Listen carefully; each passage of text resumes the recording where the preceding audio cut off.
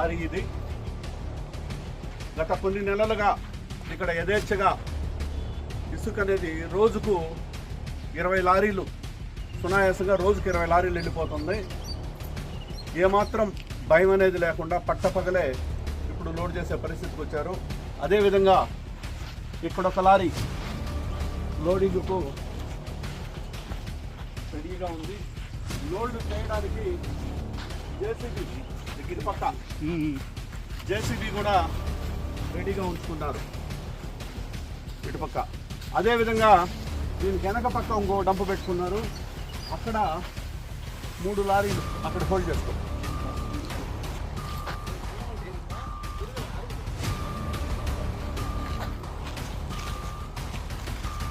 లారీలు జేసీబీ కాకుండా ఇక్కడ 16 tyres vehicle AP TN52 AF 3666 అనే లారీలో కూడా రెడీగా లోడ్ చేసి 16 టన్నుల బండిలో దాదాపు 60 నుంచి 70 టన్నులు ఇసుక లోడ్ చేసి రెడీగా ఉంచారు.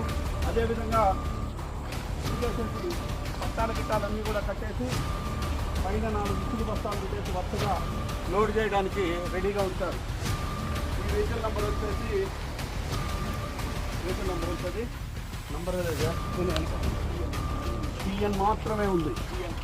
TN52 63 AE 6383 అనే వెహికల్లో 16 టైర్ వెహికల్. దీంట్లో కూడా ఫుల్గా లోడ్ చేసి ఆ పట్టాలు ఓపెన్ చేయండి. పట్టాలు లాగు ఈ పట్టాలు అట్లయితే లాగి వెనకాల లాగి ఉంటే ఫ్రీగా వస్తుంది. రేపు లాగు పైకి లాగు చూస్తాను. పైకి లాగే లాగు పైకి లాగు.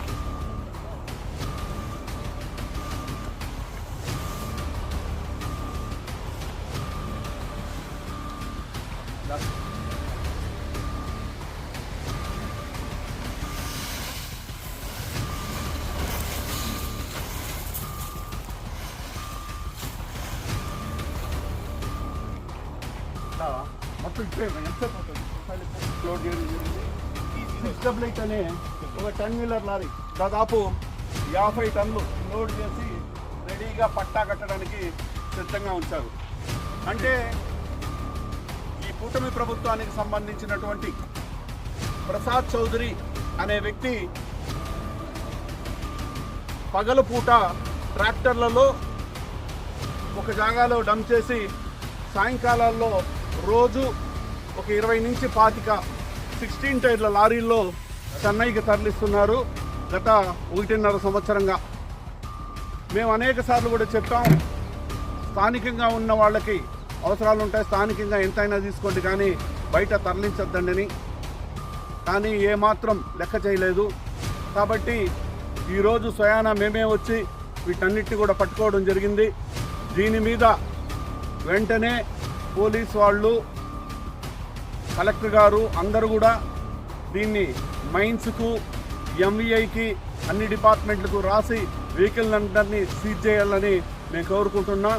అదేవిధంగా ఇక మీద స్థానికంగా కాకుండా చెన్నైకో బెంగళూరుకో ఎవరైనా తరలించాలని అనుకుంటే ఖచ్చితంగా మేమే వెళ్ళి రైడ్ చేసి పట్టుకుంటామని కూడా తెలియజేస్తున్నాం.